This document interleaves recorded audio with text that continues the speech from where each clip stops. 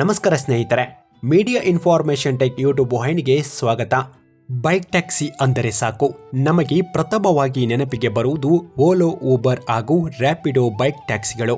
ಬಹಳ ದಿನದಿಂದ ಚರ್ಚೆಯಲ್ಲಿ ಇದ್ದ ಬೈಕ್ ಟ್ಯಾಕ್ಸಿಗೆ ಅಂತಿಮ ವಿದಾಯವನ್ನ ನ್ಯಾಯಾಲಯ ಎಳೆದಿದ್ದು ಬೈಕ್ ಟ್ಯಾಕ್ಸಿ ಚಾಲಕರ ಕಣ್ಣಲ್ಲಿ ಭಾವನಾತ್ಮಕ ಖುಷಿ ಕಂಡಿದೆ. ಇತ್ತೀಚಿನ ಕರ್ನಾಟಕ ಸರ್ಕಾರ ಅಧಿಕಾರ ಬಂದಾಗಿನಿಂದ ಬೈಕ್ ಟ್ಯಾಕ್ಸಿಯನ್ನ ಬ್ಯಾನ್ ಮಾಡಲು ಒಂದಲ್ಲ ಒಂದು ತರಹದ ಕಸರತ್ತುಗಳನ್ನು ನಡೆಸುತ್ತಾ ಬಂದಿದೆ. ಆದರೆ ಅದು ಯಾವುದು ನ್ಯಾಯಾಲಯದ ಗಣನೆಗೆ ಬಂದಿಲ್ಲ ಅನ್ನೋದು ಅವರಿಗೆ ದುಃಖದ ವಿಷಯ. ಏನಿದು ನ್ಯಾಯಾಲಯದ ಹೊಸ ನಿಯಮ ಹಾಗೂ ಬೈಕ್ ಟ್ಯಾಕ್ಸಿಗೆ ಯಾವ ಎಲ್ಲ ರೂಲ್ಸ್ಗಳು ಅನುಸರಿಸಬೇಕು ಎಂಬುದನ್ನು ಮುಂದೆ ನಾವು ತಿಳಿಸಿಕೊಡಲಿದ್ದೇವೆ. ವಿಡಿಯೋ ಇಷ್ಟವಾದರೆ ಲೈಕ್ ಅನ್ನು ನೀಡುವ ಮೂಲಕ ನಮ್ಮ ಚಾನಲ್ ಅನ್ನು ಸಬ್ಸ್ಕ್ರೈಬ್ ಮಾಡಿಕೊಳ್ಳಿ ಹಾಗೂ ಬೆಲ್ ಐಕನ್ ಕ್ಲಿಕ್ ಮಾಡುವುದನ್ನು ಮಾತ್ರ ಮರೆಯಬೇಡಿ. ಬೆಂಗಳೂರಿನ ಟ್ರಾಫಿಕ್ ದಟ್ಟಣೆಗೆ ದ್ವಿಚಕ್ರ ವಾಹನಗಳು ಬೇಕೇ ಬೇಕು. ಇದನ್ನ ಮನಗಂಡಂತಹ ಕರ್ನಾಟಕ ನ್ಯಾಯಾಲಯವು ಬೈಕ್ ಟ್ಯಾಕ್ಸಿಗೆ ಹಸಿರು ನಿಶಾನೆ ತೋರಿಸಿದ್ದು ಬೈಕ್ ಟ್ಯಾಕ್ಸಿ ಚಾಲಕರ ನೆಮ್ಮದಿಯ ಉಸಿರು ಬಿಡುವಂತಾಗಿದೆ.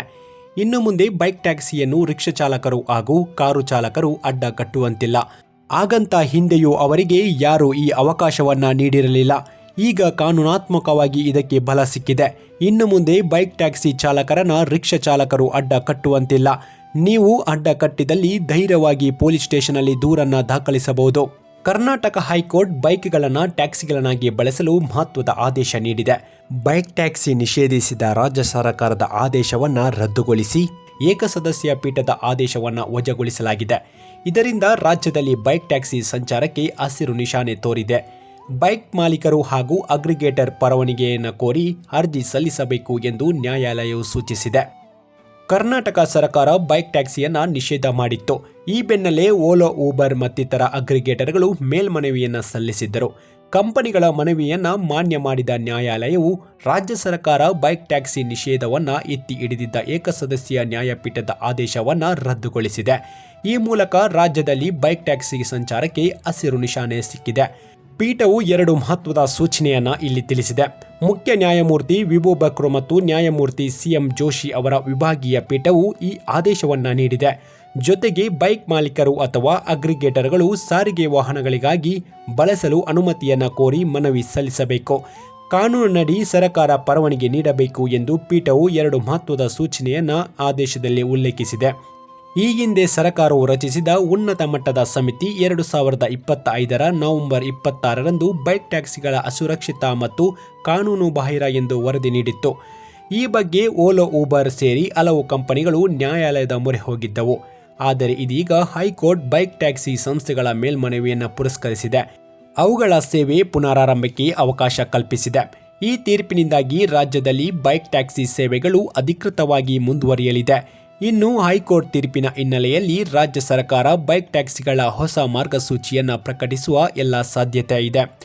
ಬೆಂಗಳೂರು ಸೇರಿದಂತೆ ರಾಜ್ಯದ ಪ್ರಮುಖ ನಗರಗಳಲ್ಲಿ ಸಾವಿರಾರು ಯುವಕ ಯುವತಿಯರು ಬೈಕ್ ಟ್ಯಾಕ್ಸಿ ಓಡಿಸಿ ಜೀವನವನ್ನು ನಡೆಸುತ್ತಿದ್ದಾರೆ. ಇನ್ನಷ್ಟು ಮಂದಿ ಪರ್ಯಾಯ ಆದಾಯವಾಗಿಯೂ ಬೈಕ್ ಟ್ಯಾಕ್ಸಿ ಓಡಿಸುತ್ತಿದ್ದಾರೆ. ಇನ್ನು ಆಟೋ, ಕಾರು ಟ್ಯಾಕ್ಸಿಗಳಿಗೆ ಹೋಲಿಸಿದರೆ ಬೈಕ್ ಟ್ಯಾಕ್ಸಿ ದರ ಅರ್ಧದಷ್ಟು ಕಡಿಮೆ ಇದೆ. ಇದು ಪ್ರಯಾಣಿಕರು ಮತ್ತು ಗ್ರಾಹಕರಿಗೆ ಹಣ ಉಳಿತಾಯವನ್ನು ಮಾಡಿಕೊಡುತ್ತದೆ. ಆಟೋ ಟ್ಯಾಕ್ಸಿ ಚಾಲಕರ ಕಿರುಕುಳಕ್ಕೆ ಬ್ರೇಕ್.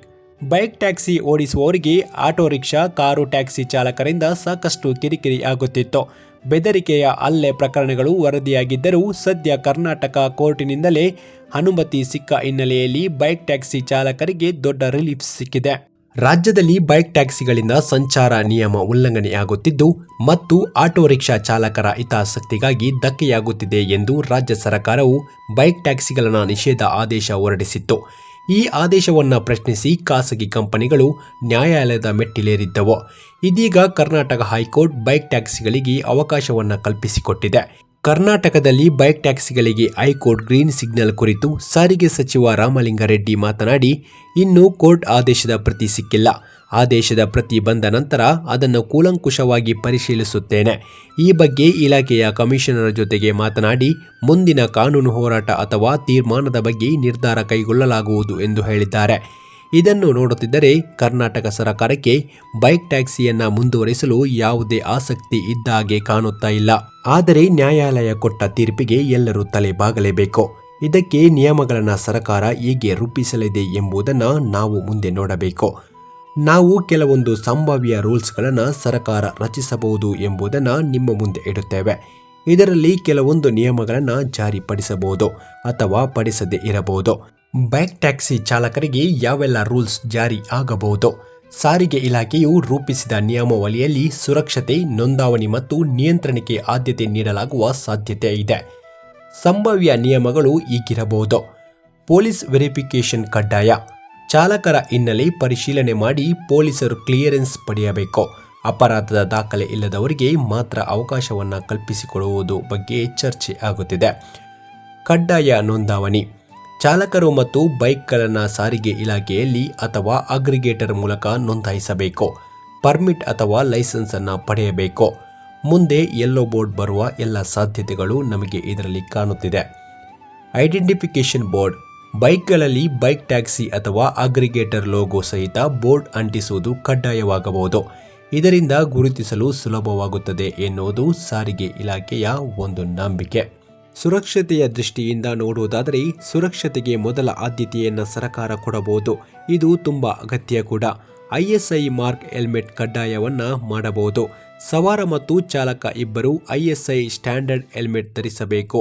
ಬೈಕ್ ಹಿನ್ನೆಲೆಯ ಪರಿಶೀಲನೆ, ವಾಹನದ ಫಿಟ್ನೆಸ್, ಇನ್ಶೂರೆನ್ಸ್, ಪೊಲ್ಯೂಷನ್ ಸರ್ಟಿಫಿಕೇಟ್ ಸೇರಿದಂತೆ ಸಂಪೂರ್ಣವಾಗಿ ಚೆಕ್ ಮಾಡಬಹುದು. ರೂಲ್ಸ್ ಬ್ರೇಕ್ ಮೇಲೆ ಕ್ರಮ. ಸತತ ಟ್ರಾಫಿಕ್ ನಿಯಮ ಉಲ್ಲಂಘನೆ ಮಾಡಿದ್ದರೆ ಚಾಲಕ ಅಥವಾ ಬೈಕಿಗೆ ಸೇವೆಯಲ್ಲಿ ಭಾಗವಹಿಸಲು ಅವಕಾಶ ನೀಡದಿರುವುದು. ಪ್ರಾಥಮಿಕ ಚಿಕಿತ್ಸಾ ಪೆಟ್ಟಿಗೆ. ಬೈಕಿನಲ್ಲಿ ಸಣ್ಣ ಫಸ್ಟ್ ಏಡ್ ಕಿಟ್ ಕಡ್ಡಾಯಗೊಳಿಸುವ ಸಾಧ್ಯತೆಯನ್ನು ತಳ್ಳಿ ಹಾಕುವಂತಿಲ್ಲ.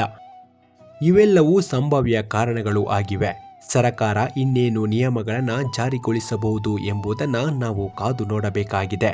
ಬೈಕ್ ಟ್ಯಾಕ್ಸಿಗಳಿಗೆ ಕರ್ನಾಟಕದ ಯುವಕ ಯುವತಿಯರಿಗೆ ಮಾತ್ರ ಆದ್ಯತೆಯನ್ನು ನೀಡಬೇಕು. ಇದು ಸುರಕ್ಷತೆಯ ದೃಷ್ಟಿಯಿಂದ ತುಂಬ ಉತ್ತಮ ಅನ್ನೋದು ನಮ್ಮ ಅನಿಸಿಕೆ.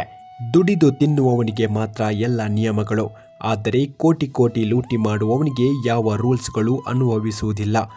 1 ಕಾಸು ದುಡಿಯೋಣ ಅಂದರೆ ಅದರಲ್ಲೂ ಟ್ಯಾಕ್ಸ್ ಪೇ ಮಾಡಬೇಕು. ನಾವು ಏನನ್ನು ಖರೀದಿಸಲು ಟ್ಯಾಕ್ಸ್ ಪೇ ಮಾಡಬೇಕು. ಏನು ವಿಪರ್ಯಾಸ ನೋಡಿ. ದುಡಿಮೆಗೂ ಟ್ಯಾಕ್ಸ್, ಖರ್ಚು ಮಾಡಲು ಟ್ಯಾಕ್ಸ್, ರೋಡಲ್ಲಿ ಓಡಾಡಲು ಟ್ಯಾಕ್ಸ್, ಕಾರ್ ಬೈಕು ಖರೀದಿ ಮಾಡುವಲ್ಲೂ ಟ್ಯಾಕ್ಸ್. ಹಾಗಾದರೆ ನಾವು ಬದುಕಲು ಸಾಧ್ಯವೇ? ಹಾಗೂ ಸಾಮಾನ್ಯ ವರ್ಗದ ಜನ ಕೆಲಸ ಮಾಡಿ ಜೀವನ ಸಾಗಿಸಲು ಸಾಧ್ಯವೇ? ರೂಮ್ ರೆಂಟ್ಗಳಿಗೆ ಯಾವ ನಿಯಮಗಳು ಈ ಕರ್ನಾಟಕದಲ್ಲಿ ಇಲ್ಲ. ಪಾಪ ದುಡಿದು ಜೀವನ ಮಾಡುತ್ತೇವೆ ಅಂದರೂ ಇದಕ್ಕೂ ಇಷ್ಟೊಂದು ಕಟ್ಟುಪಾಡುಗಳು. ಇವೆಲ್ಲವೂ ದುಡಿಯುವ ವರ್ಗದ ಜನರಿಗೆ ಗಾಯದ ಮೇಲೆ ಬರೆ ಎಳೆದಂತೆ. ದುಡಿಯುವ ವರ್ಗಕ್ಕೆ ಸರ್ಕಾರವು ಅವಕಾಶವನ್ನು ಕಲ್ಪಿಸಿಕೊಡಬೇಕು ಹಾಗೂ ಅವರಿಗೆ ವಿಮೆಯನ್ನು ನೀಡಬೇಕು. ಅವರ ಸುರಕ್ಷತೆಯನ್ನು ಸರ್ಕಾರವು ನೋಡಿಕೊಳ್ಳಬೇಕು ಎನ್ನುವುದೇ ನಮ್ಮ ಅನಿಸಿಕೆ. ಮುಂದಿನ ದಿನದಲ್ಲಿ ಬೈಕ್ ಟ್ಯಾಕ್ಸಿಯನ್ನು ನಿರಾಳವಾಗಿ ನೀವು ಓಡಿಸಬಹುದು.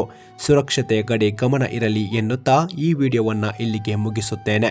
ಇನ್ನೊಂದು ಹೊಸ ಅಧ್ಯಾಯದೊಂದಿಗೆ ನಿಮ್ಮ ಜೊತೆಯಾಗುತ್ತೇನೆ. ಅಲ್ಲಿಯವರೆಗೂ ನಿಮಗೆಲ್ಲರಿಗೂ ಶುಭವಾಗಲಿ. ಜೈ ಹಿಂದ್, ಜೈ ಭಾರತ್ ಮಾತೆ.